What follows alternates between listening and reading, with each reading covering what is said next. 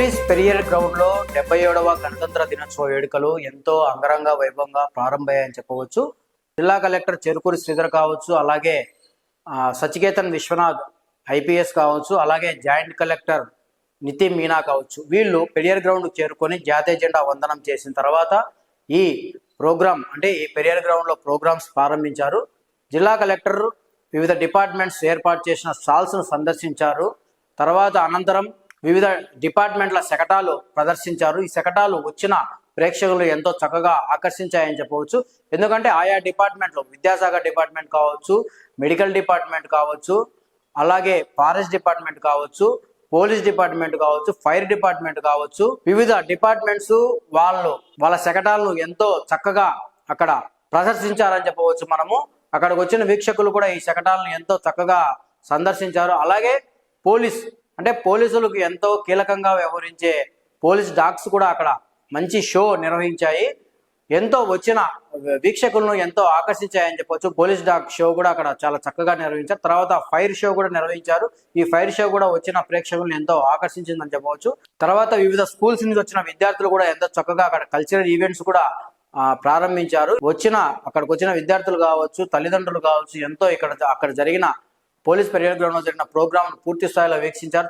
ఈ ప్రోగ్రాం అనంతరము స్వాతంత్ర సమయోధుల కుటుంబాలను కూడా జిల్లా కలెక్టర్ కావచ్చు, అలాగే జిల్లా ఎస్పీ కావచ్చు, వీళ్ళందరూ వారిని సత్కరించారు. ఎందుకంటే స్వాతంత్రం రావడానికి ఎంతో మంది తన ప్రాణాలను త్యాగం చేశారు. వాళ్ళ కుటుంబాలను ఈరోజు మనం గుర్తు చేసుకోవాలి. కాబట్టి ప్రతి ఒక్కరిని స్వాతంత్ర సమయంలో పాటుపడ్డ ప్రతి ఒక్క కుటుంబాన్ని, అంటే ప్రాణాలు అర్పించిన కుటుంబ సభ్యులను పిలిచి అక్కడ సన్మానించారు. జిల్లా కలెక్టర్ చెరుకూరి శ్రీధర్ కావచ్చు, అలాగే జిల్లా ఎస్పీ సచికేతన్ విశ్వనాథ్ కావచ్చు, అలాగే జాయింట్ కలెక్టర్ నితిన్ మీనా కావచ్చు.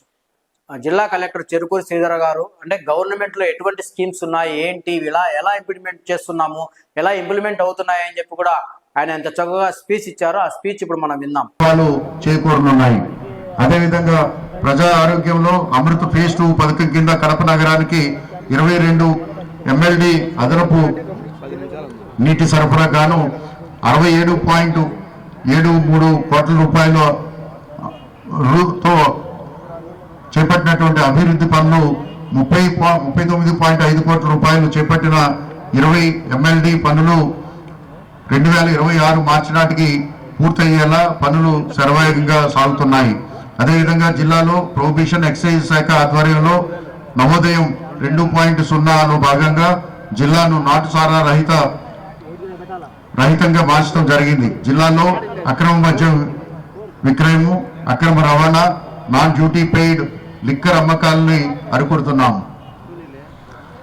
అదేవిధంగా వైఎస్ఆర్ కడప జిల్లాను డ్రగ్స్ రహిత జిల్లాగా మార్చేందుకు ఈగిల్ బృందాలను పోలీస్ శాఖ ద్వారా ఏర్పాటు చేయడం జరిగింది. ఈ ఈగిల్ బృందం ఆధ్వర్యంలో విద్యార్థులకు అవగాహన కార్యక్రమాలు చేపడుతున్నాం. కళాశాలలు, పాఠశాలలు సమీపంలో మహిళలు, బాలికల భద్రతపై డ్రోన్ కెమెరాలతో ప్రత్యేకంగా నిఘా పెంచాం. సైబర్ నేరాలు, మాదక ద్రవ్యాల వినియోగం వల్ల కలిగే అనర్థాలు, పాక్సో చట్టంపై విస్తృత అవగాహన కల్పిస్తూ మహిళలు, బాలికల రక్షణలో అందుబాటులో ఉన్నటువంటి శక్తి యాప్ పై పెద్ద ఎత్తున అవగాహన కార్యక్రమాలు చేపడుతున్నాం. మైదుకూరు, ప్రొద్దుటూరులలో ప్రధాన రహదారి కూడళ్లలో రద్దీ ప్రాంతాల్లో నేరాల నియంత్రణకు నిఘా వ్యవస్థను పటిష్టం చేస్తూ కమాండ్ కంట్రోల్ రూములను ఆధునీకరించి ప్రజలకు సేవలను అందించడం జరుగుతూ ఉంది.